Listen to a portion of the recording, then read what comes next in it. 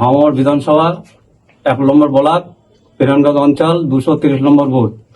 সবাই আমাকে চেনেন মস্তান বলে, ভালো নাম আজিবার। আমি যে বড় ভাইজান ছোট ভাইজানের যে গালাগালিটা করেছিলাম মা তুলে, আমি বিশাল অন্যায় কাজ করেছি। তখন তার পরদিন আমার ভাই আহসান ভাই আমার সকাল 10টায় ডাকে মিডিয়া নিয়ে, যে তুই ভুল স্বীকার কর, খুব বাজে কথা বলেছিস নেশা করে। তারপরে শওকত মোল্লা ফোন করে যে এইভাবে ক্ষমা করলে হবে না, পার্টির আমার ক্ষতি হবে, কোনো রকমে করা যাবে না, খুব প্রেশার গিট করে। তাতে আমার ভাই বললো যে ও যাই হোক ও ক্ষমা স্বীকার করবে। তারপর প্রেশার দেওয়ার পরে আমাকে বলতে দিল না, মিডিয়া চলে গেল। আর যত ভাঙড়বাসী আইএসএফ এর ভাইরা বন্ধুরা, আমি অন্যায় করেছি, তোমরা আমার ক্ষমা করে দিও। এরপরে যদি যেইভাবে ভাইজান ছোট ভাইজান যেইভাবে বলবে সেইভাবে চলবো। আর আমি ক্ষমা প্রার্থী হচ্ছি, আপনারা ক্ষমা করে দেবেন। এই পর্যন্ত বলে আমার বক্তব্য শেষ করছি। ফ্ল্যাশব্যাক।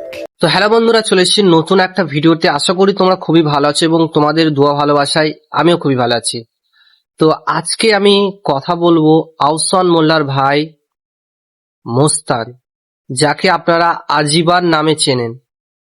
তো ভিডিওর শুরুতে আপনারা দেখেছেন যে সে ভুল স্বীকার করছে যে আমি পীরজাদা আব্বাস সিদ্দিকী ভাইজান এবং ভাঙড়ের বিধায়ক নওশাদ সিদ্দিকী ভাইজানের মায়ের নামে এবং তার পরিবারের নামে গাল দিয়েছিলাম, সেটা তিনি ক্ষমা চাইছেন।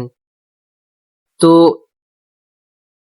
সর্বপ্রথম তোমরা ভিডিওটা দেখেছো, তো আমি যে কিছু কথা বলবো অবশ্যই আপনারা শুনবেন এবং শুনে মতামত আপনাদের জানাবেন যে সেইগুলো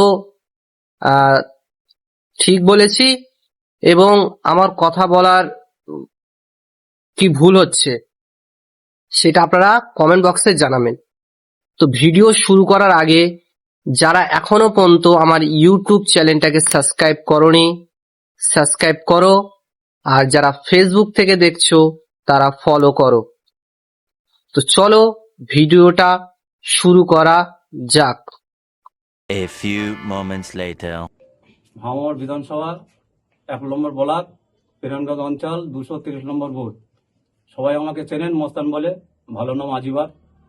আমি যে বড় ভাইজান ছোট ভাইজানের যে গালাগালিটা করেছিলাম মা তুলে, আমি বিশাল অন্যায় কাজ করেছি।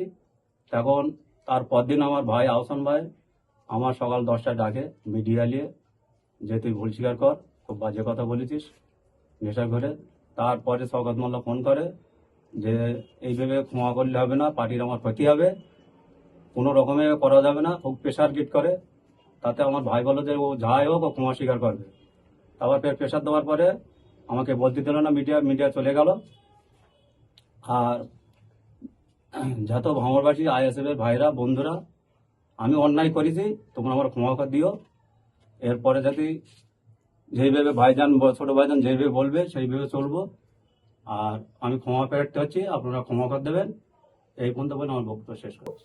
আমি যে বিষয় বলবো, সর্বপ্রথম আপনারা নিশ্চয়ই ভাঙড় 1 নম্বর ব্লকের আহসান মোল্লাকে আপনারা সবাই চেনেন এবং তার ভাই মোস্তান, যাকে সবাই আজিবার নামে চেনে। সরি, ভালো নাম আজিবার, মোস্তান নামে সবাই চেনে। তো বিষয়টা হচ্ছে, সে বিগত দিন পীরজাদা আব্বাস সিদ্দিকী, ভাঙড়ের বিধায়ক নওশাদ সিদ্দিকী, এই দুই ভাইকে অনেক উল্টো পাল্টা বলেছে এবং তানার মাকে এবং তানার পরিবারকে অনেক কিছু বলেছে। তো আমার কথা হচ্ছে যে তুমি গাল দেওয়ার সময় তোমার ভয় লাগেনি বা তখন মনে হয়নি যে আমি ভুল করছি বা আমার এটা করা উচিত হয়নি? তুমি যখন গাল দিচ্ছিলে তখন কিন্তু তুমি ফ্রি মুভমেন্টে গাল দিচ্ছ, কয়েকশো মানুষের মাঝখানে তুমি গাল দিচ্ছ, তখন তোমার কোনো কষ্ট হয়নি বা তখন তোমার মনে হয়নি যে আমি ভুল করছি, তখন তুমি রিল্যাক্সে গাল দিয়ে গেছো।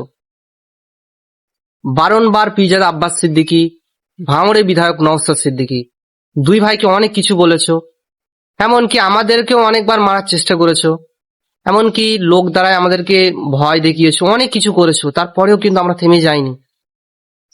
তো এই যে বারবার এত কিছু করার পরেও আবার তুমি নিজে মুখে বলছিলে যে 26 সাল পর্যন্ত গাল চলবে, তাহলে এটা কি আপনি নিজে স্বীকার করছেন যে আমি ছিলাম, নেশার করে ভুল করেছি। তাহলে আপনি যদি নেশাই করতেন তাহলে এইটা কিভাবে বলেছেন যে 26 সাল পর্যন্ত এভাবে গাল চলবে? মানে বিড়াল যখন ঠেলায় পড়ে তখন কিন্তু গাছে ওঠে, তার আগে কিন্তু ওঠে না। এখন দেখবেন একে একে সবাই বলবে আমার ভুল হয়ে গেছে, দাদা আমাকে ক্ষমা করে দাও, ভাঙড়ের বিধায়ক আমাকে মাফ করে দাও। এখন অনেকেই অনেক কিছু বলবে। তো আমার কথা হচ্ছে, আহ অনেক নেতা দেখছি সব ফেসবুকে ক্ষমা চাইছে। যেমন আমাদের এই পাশের এই অঞ্চলে আরেকজন নেতা আছে, ফজলে করিম। সেও এখন বলছিল, ভোটের আগে বলছিল যে লক্ষ্মীর ভান্ডার বন্ধ করে দেবো। সে নেতা আজকে বাড়ি নেই, সেও ফেসবুকের মাধ্যমে বলছে আমাকে সবাই ক্ষমা চোখে দেখবেন, আমার মাথার ঠিক নেই, আমার মাথার সমস্যা ছিল, আমি ভুল বলেছি।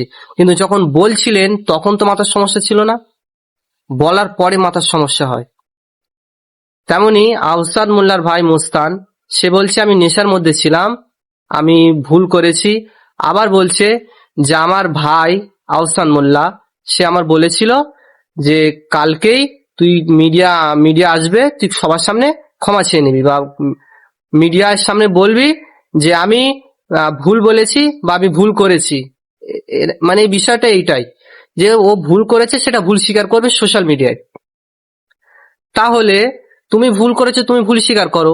শওকত মোল্লা নাকি আবার বলেছে যে পার্টির মান সম্মান নষ্ট হবে, ভুল স্বীকার করতে হবে না।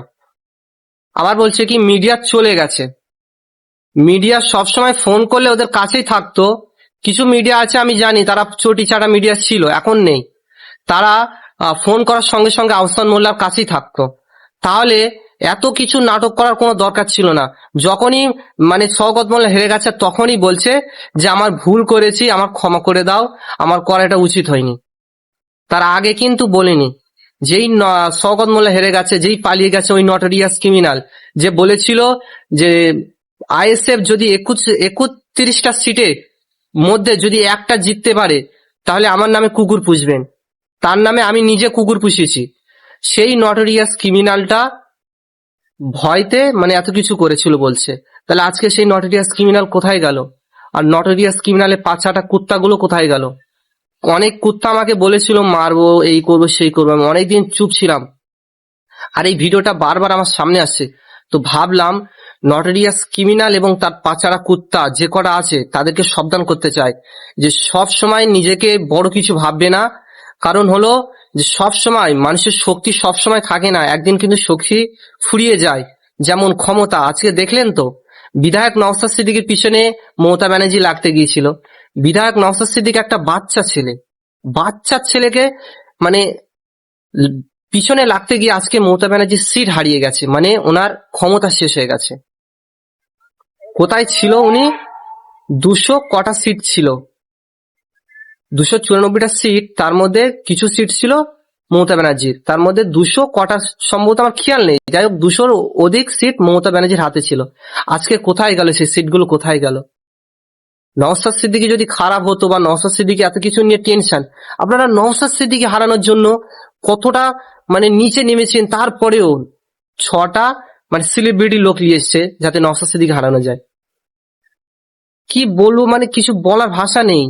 আমি এদেরকে মানে এদের বিষয়ে কিছু বলতে চাই না। যাই হোক, আপনারা ভিডিওটা দেখেছেন,